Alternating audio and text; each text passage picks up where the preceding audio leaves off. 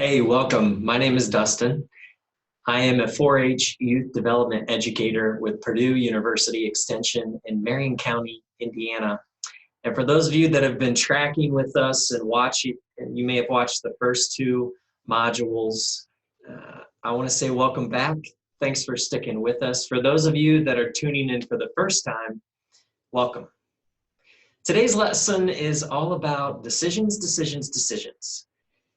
and helping you to be able to make decisions now that will put you in a better financial standing and place in the future. And specifically, how can we possibly delay instant gratification in order to use our finances towards something that we want to be able to buy in the future or to plan for in the future in order to experience that gratification then. So buckle up. Thanks for tuning in, and let's get started.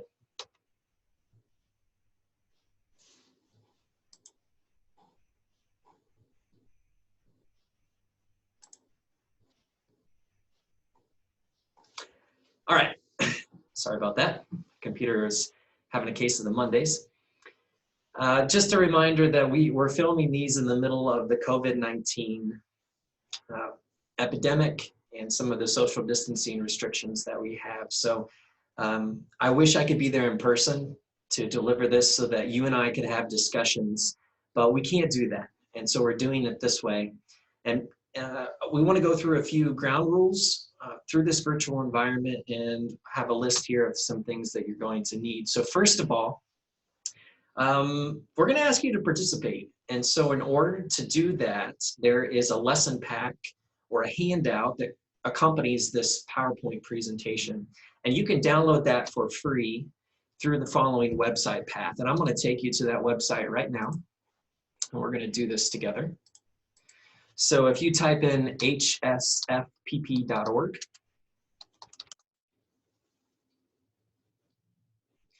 you're going to go here to the Student tab, click on Module 1, Money Management. That's where we are. And we are on Lesson 3, titled Decisions. Click on that. And you're going to click right here to download the lesson pack. Once you do that, you're going to download a Word document that'll look very similar to this. I'm going to be referencing this a couple times during the presentation. So make sure you get that downloaded. You also need a pencil or another kind of writing utensil and some scratch paper for an activity we're going to be doing a little bit later on. Depending on how you are receiving this video, there may have been a pre-survey that accompanied it. And I'd ask you to, if you haven't already, I'd ask you to please pause this video, go to that link and take that survey. It's not a test, it's not an evaluation. It's just an opportunity for us to better understand the things that you are taking away from this and how we might be able to improve in the future. So again, it's just information for us. And since I can't be there to ask you it in person, the surveys is how we are doing that. There may also be a post survey that accompanied this, and if so, I'd ask that you please take a few minutes to do that as well. Again, you'll need a pencil and some scratch paper. Last but not least, here are the ground rules. Phone on silent. Doing that right now. Exit out of your email, instant messenger, Facebook, Twitter, whatever you're on. Folks, this is a time for you. Be a little selfish and take this time to really focus and delve in to the content that we have here to help you to be a more fiscally responsible person. So this is about you. Take it seriously. One nice thing about delivering this virtually is that you can pause me at any time. Take a break if you need it. Use the restroom. If the clouds break and the sun comes out, go for a walk. You can always come back. I'll be here later. You can rewind as well. So if I go over something that doesn't make sense or you need to hear instructions again, pause and rewind. I always like to joke that you can also fast forward if you find that I'm not being very entertaining, but hopefully you will not do that. So just a few ground rules for our time together today. So where have we been so far? If you've been tracking with us so far, this is lesson 3. Our first lesson was about money habits. And if you haven't been through these other 2 lessons, I would encourage you to go back and to watch them. Money Habits was all about clarifying and defining wants versus needs. So what are those things that I need to survive and to thrive? Things like shelter, water, food, clothes. And what are those things that I just want to have? Nicer, newer clothes, fancy coffees from coffee shops. If we can begin to get that filter in our mind of things that we need versus want, it helps us to make decisions as we're spending money. We also looked about our values that inform our decisions. And the challenge that I posed to you at the end of that was to keep track of all of your expenses for a month. And I hope that you're doing that, because that'll help you as we move forward in these future lessons to be able to identify where your money's going so you can tell it where to go in the future. Lesson 1.2 was all about SMART goals. Do you know what SMART stands for? S stands for specific, M stands for measurable, A stands for attainable, I had to cheat, R stands for relevant, and T stands for time bound. That's a formula that you can use to craft goals, and that's a really good lesson to help you set some concrete goals for what you want to do with your finances. Once you have those goals, you're more likely to accomplish them once you've written them down. And today we're going to build on all that. So taking those goals and really applying them around decisions. So how do I make decisions now that help me to achieve those goals? So as I mentioned, today is all about decision making. We're going to practice some strategies that will help you to be more mindful about your major spending decisions. And a preview of today, we're going to answer these questions. What influences your spending decisions?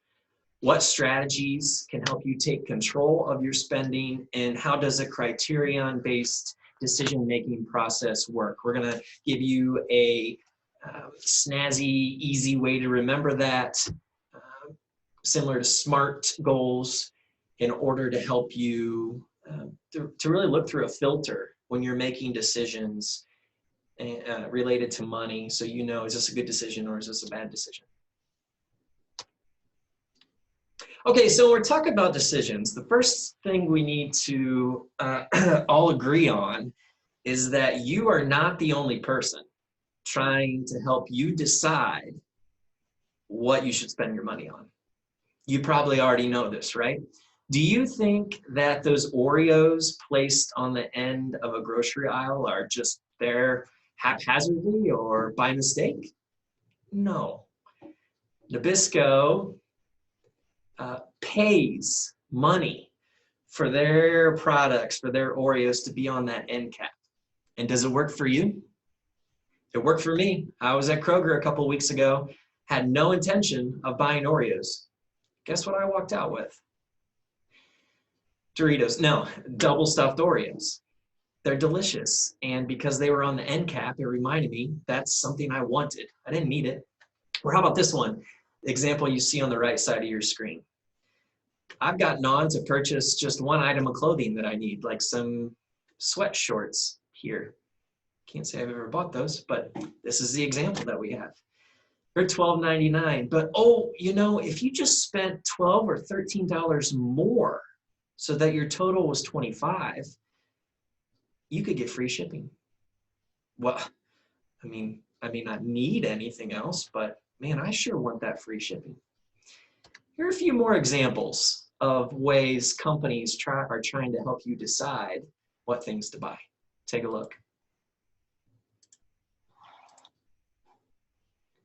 Actually, give me just a moment. I want to make sure I've got I'm sharing my computer sound as well. Here we go.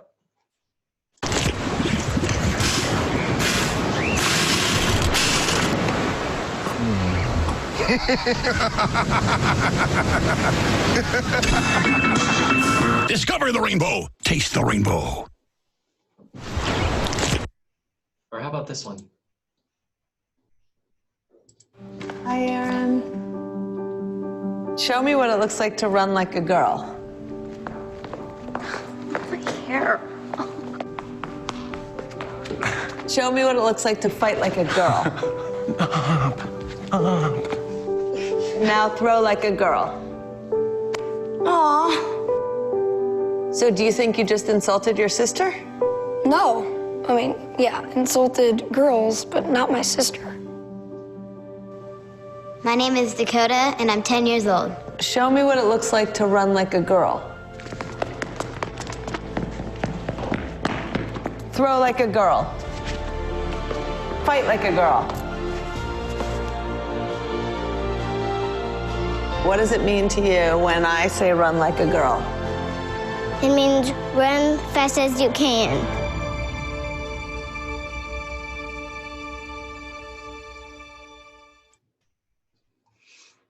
So, two very different commercials, but companies spend millions and in total probably billions of dollars. I mean, even just think about the millions that are spent on a 30-second commercial to be placed during the Super Bowl. Companies spend millions of dollars on these ads. So don't you think that they've done their research as to how they can make these the most effective? When you think about the Skittles commercial, there's no point to this. It's just funny, humorous. And maybe next time you're in a good mood going through the grocery aisle, you think about this commercial when you see the Skittles and think, yeah, I want some of those. I'm feeling good today. Or maybe if you're a girl, or you are a mom or a dad who has a young girl, and you watch an ad like this Always one, and you think, yeah, I want my girl to grow up to be like that, to own being like a girl. So the next time that I need to buy a product, maybe I'm a little bit more inclined to buy an Always product. Here's one for you. What company can save you 15% or more in 15 minutes? Geico Insurance, right? Those taglines are things that we can remember. So I say all this to say, and you know this, but just to call this out, that you need to be cognizant and aware that there are companies that have spent millions and millions of dollars on subtle ways to try to get you to decide to buy their products, many of which are not needed, but wanted. In fact, for yourself, can you think of any loyalty programs that you or your parents or your friends might be a part of? What comes to mind? For me, I think about Kroger Plus rewards. So every dollar that I spend in Kroger then goes towards a few cents off in gas. So it's encouraging me to spend more and to buy my groceries at Kroger so I can get a little bit off of my gas. This is probably the worst one for me. If you followed along in the first lesson, I talked about my Starbucks once. And there's this little app that I have. And for every dollar I spend, I get another star. And if you look here, you can see I am so close to getting to that 50-star threshold. Heck, I might only get 50 cents off if I get there, but I want to get there. So I'm going to spend $7 more in order to get to those 50 stars. So what? I can maybe get 50 cents off my next drink. Companies not only use commercials and zingy one-liners and music, they also use these loyalty programs to try to get you to spend more money than you were anticipating. So again, the point of going through all of this is to help you just recognize this, that this is going on all around you, and there's this noise that's trying to infiltrate into your eyes, your nose, your mouth, your ears to convince you to make decisions that you know are not wise. Now, on the flip side of that, I don't want to paint all companies as evil. In fact, there are some apps and some websites out there that help you save money. Do you use any of those? Can you think of any of those? 3 examples that come to mind for me that my family uses. One is called Honey. This is an app you can download, or you can also add it to your internet browser. And anytime that you're checking out at a store, Honey automatically scours all the available discount codes across the internet and applies them for you so you can try to save money. Another one you might be familiar with is Groupon. This is also an app, or you can look this up on your internet browser. But there's discounts on local food, discounts on clothing, on trips, experiences, whole bunch of different options, both locally, nationally, and globally, that you can save money on. And the last one that my wife just told me about recently was ThredUp. ThredUp is a company where you can sell gently used clothes to ThredUp. You mail it to ThredUp. They put it on their website. Other people can get on there, including you and I. We can purchase gently used clothes, and then ThredUp will mail those to us. So as much as we need to recognize that we're getting bombarded with all these messages, and I've heard that on an average day, we're bombarded with tens of thousands of messages telling us to do this and buy this and eat this and drink that. Don't do this. There are also companies out there that are helping us, trying to help us to sift through that. So I really encourage you, as much as you can, to think about and do some research on these apps. And what are some easy ways that you can incorporate those into your habits and routines to help you to save money? All right, so now that we are aware that there are messages and companies and marketing firms out there to try to get to us, what can we do to put up a wall or a filter? And we're going to use this model called DECIDE, D-E-C-I-D-E, to help us to make sensible decisions. I really encourage you to use this model that I'm about to show you, because it's going to help reduce your risk of what's called buyer's remorse. Have you ever purchased something and then maybe a few seconds, minutes, hours, days later, you get this feeling in your gut of, that was not a smart decision? That's called buyer's remorse. So this DECIDE is a tool that you can use to try to help you to alleviate and prevent buyer's remorse from happening. So let's go through these. D stands for define your goal. E, establish criteria for an acceptable outcome. C, choose 2 or 3 good options. I, identify pros and cons of the options. D, decide the best option that matches criteria. And E, evaluate the results. So this is not a test. I do not expect you to memorize that. But the best way I think that we can try to remember this is to go through an example together. And that's what we're going to do. All right, y'all remember Selena and Michael? Through the past 2 lessons, they are 2 young people that have been joining us and following us, and we've been using some of their stories along the way. So here's the scenario that Selena is facing. Selena's, you can read this for yourself. I'll also read it to you. Selena's parents asked her to research options for a family cell phone plan to cover all 4 of her family members. So that would be her mother, father, and her brother. Her older brother attends an in-state college. He has agreed to contribute $30 a month to the cost of the family plan if he can get unlimited talk and text minutes along with a data plan. Excuse me.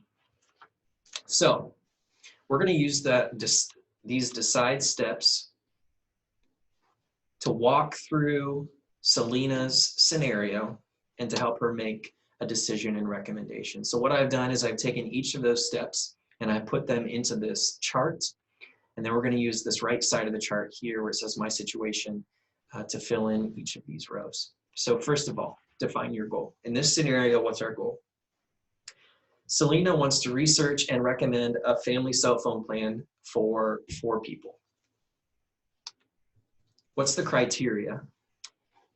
So in other words, move my video there. So in other words, what are the parameters? What things do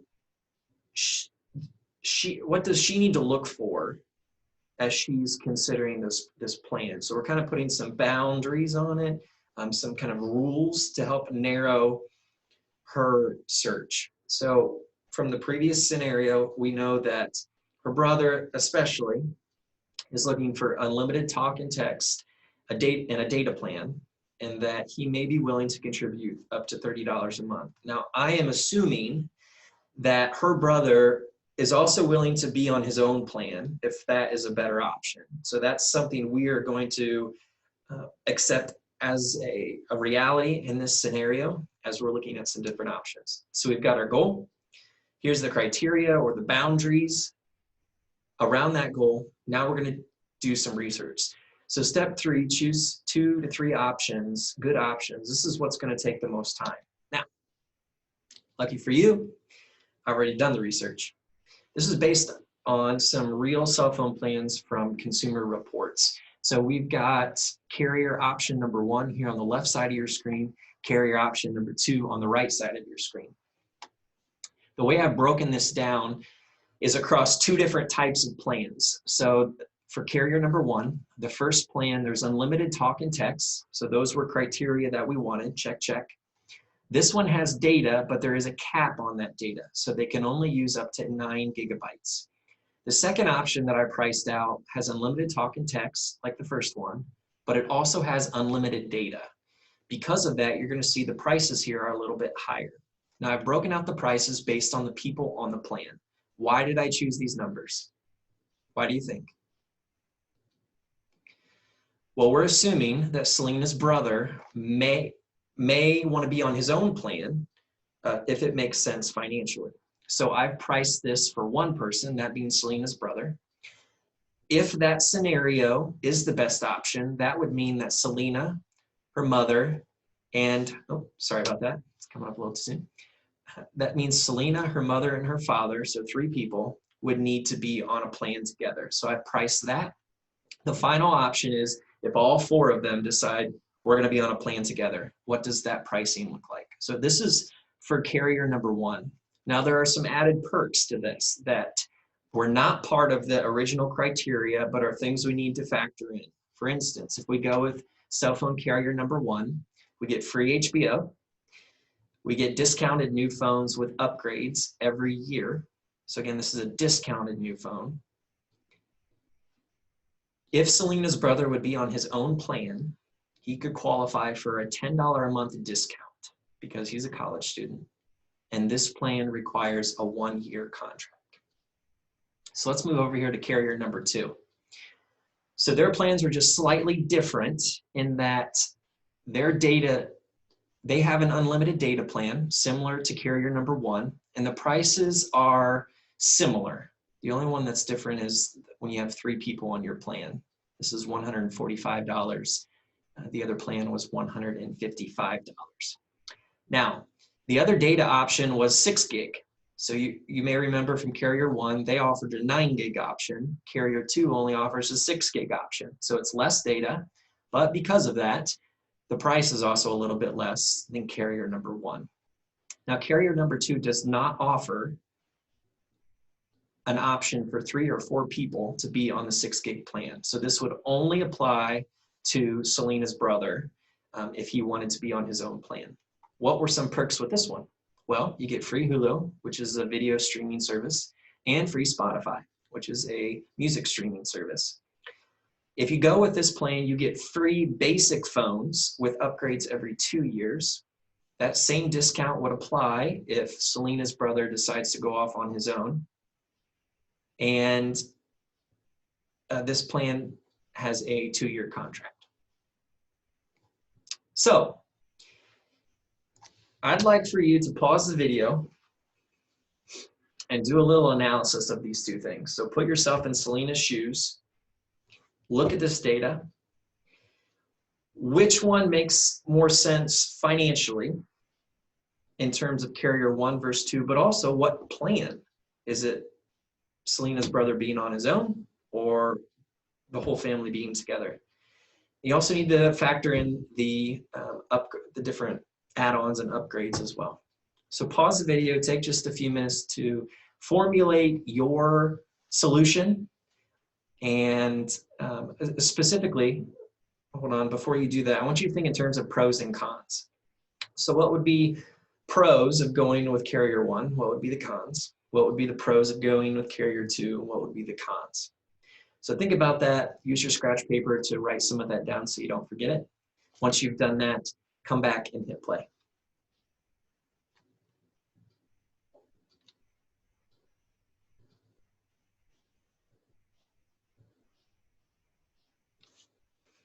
All right. So let's keep walking through our decide model. We've got the first 3 steps done. Moving on to number 4 is something I asked you to do before you pause the video. So identify the pros and cons of each option.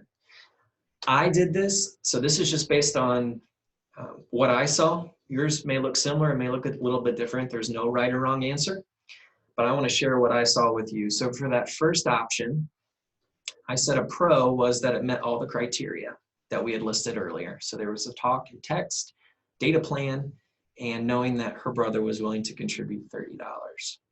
Another good thing about it, I said, was it's a 1-year contract. So if we get into it and we decide, you know, the data speeds aren't very good or the service isn't very good where we live, we only have to stick with it for a year and then we could drop it. What were some cons? Well, the cons were that you had to purchase new phones in order to be on this. That's going to be an added cost, and that I'm just assuming that they don't watch HBO. So who cares if you get free HBO? Maybe they'll start watching it if they did. All right, for carrier number 2, pros, once again, it met all the criteria and lowers the bill. I'm sorry, I forgot to mention that from carrier 1, that was also a pro. And what I meant by that is by Selena's brother actually joining the plan, it would lower the bill for both plans. And let me show you how I came to that, because using your financial common sense should have been part of your decision. So I'm going to exit out of this so I can pull up my calculator.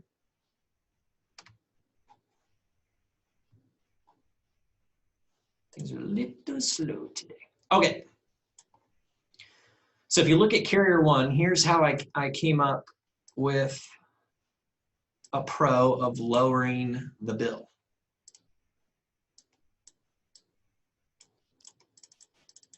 So I looked at both of these options. So if Selena's brother was to go off on his own, that means Selena and her parents would, on this plan, would only have to pay, for carrier number 1, would only have to pay $140. So I took $140 and divided it by 3 people. That gives you, it's about $47 per person. Now, if they add her brother onto the plan, even though the total price increases, the price per person decreases. The other thing you have to remember is that if Selena's brother is added onto the plan, he's willing to contribute $30. So really, even though that plan costs $160, you subtract $30 off of it, and now the total plan for 4 people costs $130. So a similar thing would happen here. So it's actually for carrier number 1, it's better for Selena's brother to join them as part of a 4-person family plan. They're not going to get this 10-month discount because of it, but it doesn't matter because it's still better price per person to go the full route. You see, even if you applied this $10, so if he went off on his own in this $70 plan, which is the cheaper of the 2, take $10 off that, it's $60. But remember, he said he was only willing to contribute $30, so he's already way over budget to begin with. So not a good option there for him to go off on his own. For carrier number 2, it's a similar situation. So even if Selena's brother would go off on his own and choose this lesser option, we can take $10 off that. That would be $35. So that's still more than he is willing to pay per month. So that's an issue. If he went that route, that means Selena and her parents would probably go with this 3-person plan, so $145. We divide that by 3 people, we get about $48. That costs about $48 per person. Oops. Instead, sorry, my video is going a little wonky there. Instead, if Selena's brother would join their family plan, it's $160 divided by 4 people. So that's $40 per person. So that's cheaper than the $48 from the previous option. And again, you have to remember, if Selena's brother joins the plan, 160 minus the $30 he's willing to contribute means the total bill is really only going to be $130, which is still cheaper than the $145 plan for Selena and her parents. So I hope you're following my math. You may have gone about it a little bit of a different route. My brain can be a little weird in making decisions sometimes, but that was my process for coming up with my pros and cons list related to the costs. Okay, so back to that pros and cons list. Again, the pro was it lowered the bill. Another pro for the second option was that they get free new phones. So that's nice. They don't have to pay for new phones, which they would have to do on the other option, plan 1. I also just figured I like Hulu, maybe they like Hulu too. So that it was an added perk that they could now stream Hulu for free. So they would be saving money off the Hulu subscription. What are some cons of plan number 2? Well, the new phones that they're going to get are just really basic phones. And maybe they have a really souped up smartphone right now. And if they switch to this plan, they might have to give that up for just a really basic phone. Or if they wanted to buy an upgraded phone, they're going to have to pay money for that because it's above the basic level. I'm just imagining that they don't really need Spotify. I mean, I have Spotify, but I have the free version. Sure, there's some commercials sprinkled in through it, but I get by. And so I said that that's a con, that you don't really need to factor that in. The last con for plan number 2 that I identified was that it's a 2-year contract. So you get into this plan and maybe you find out the speeds aren't good or you don't have good service at your house. Well, you're stuck in that contract for 2 years. And if you would break out of it, most of these have some kind of penalty fee that you would have to pay. So that was my pros and cons list. So if you move down the decision tree, some alliteration. Number 5 is decide what's best. You know, in this scenario, it's really kind of tit for tat. I would probably choose option number 1, just strictly based on the 1-year contract. I don't really like being stuck in a 2-year contract.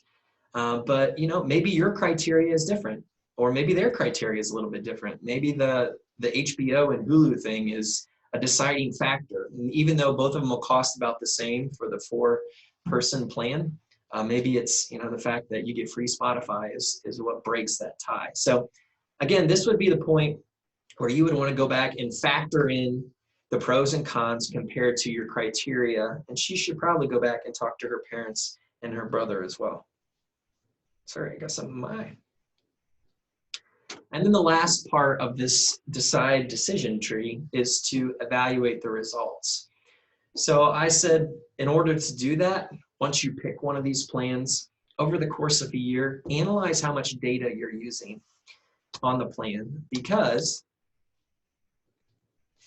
if you're only using, let's say, 9 gigs of data, perhaps within a year or 2, you could reduce your plan and pay a little bit less because of that. So as part of that evaluation, you want to be looking at your bill and totaling up how much data that you use, as well as the speeds. So how's the speed? How's the service? And I would probably look at that across the year before I made another decision. Okay, so that was a lot to work through that scenario, but I think it's important to do because I am about to free you and release you from the nest, and you're going to be doing this on your own. So the application of all of that today is that I hope you will consider using that decide model and those steps as you are making purchasing decisions, and especially large purchasing decisions. Really take the time to sit down and think through, what is my criteria? What do I want? What are the pros and cons? What are my options?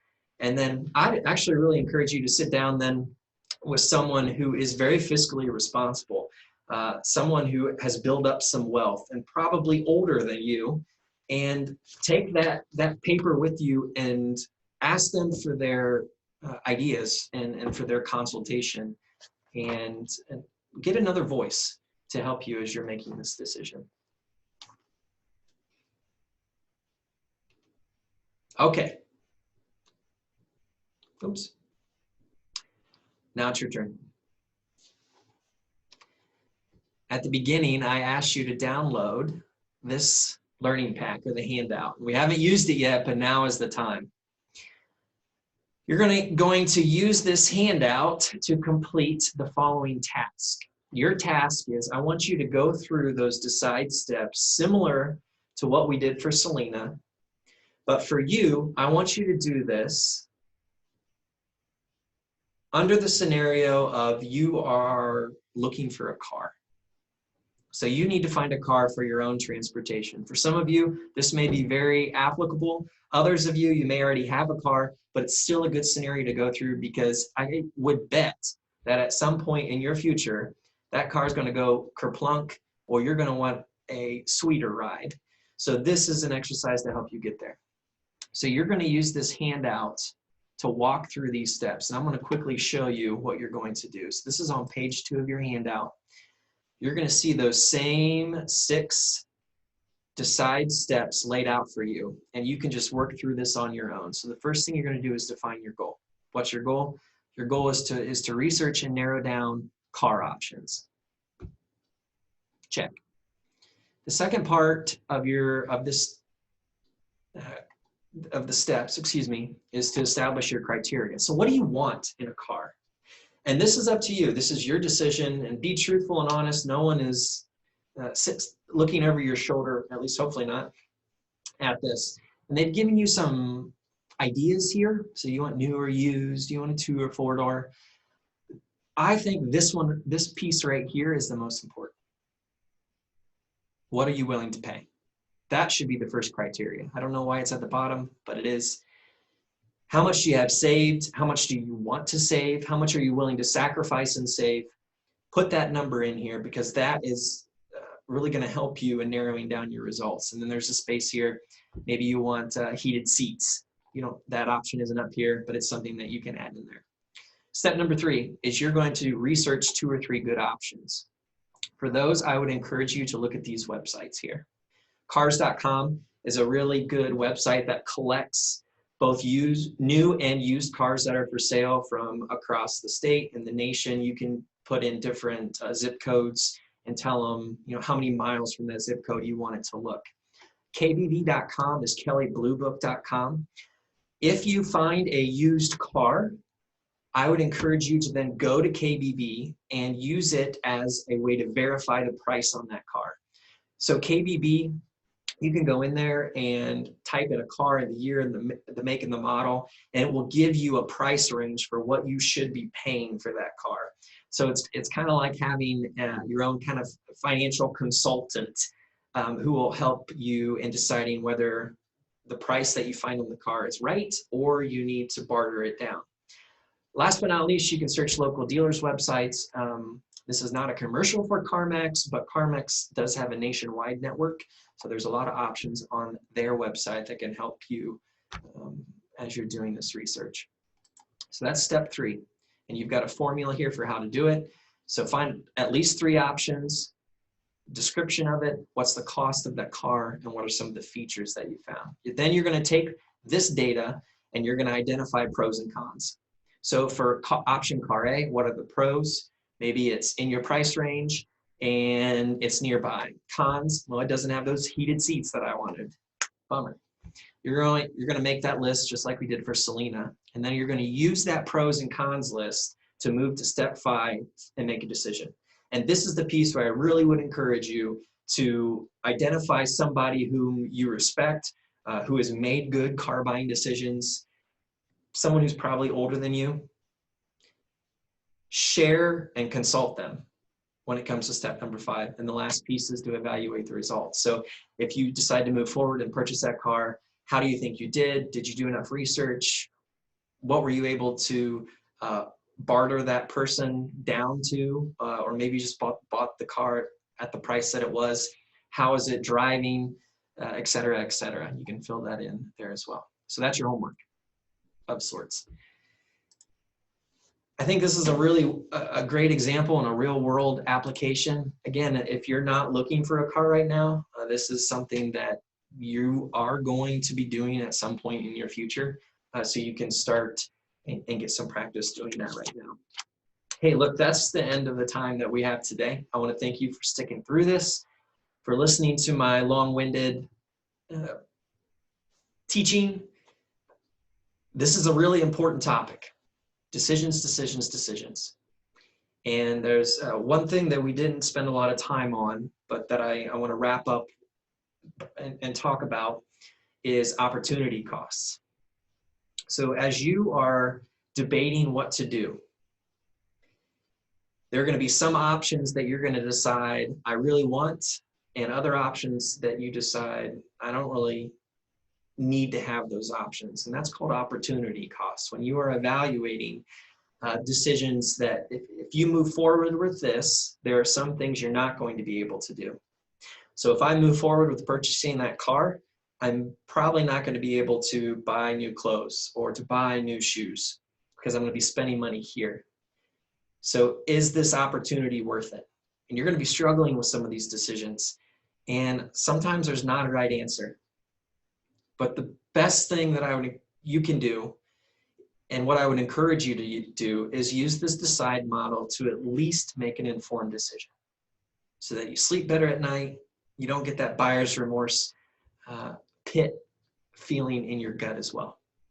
Again, my name is Dustin. Thanks for joining us, and I'd encourage you to tune in next time as we continue to develop and form good money habits and help you to build and grow wealth. Thanks.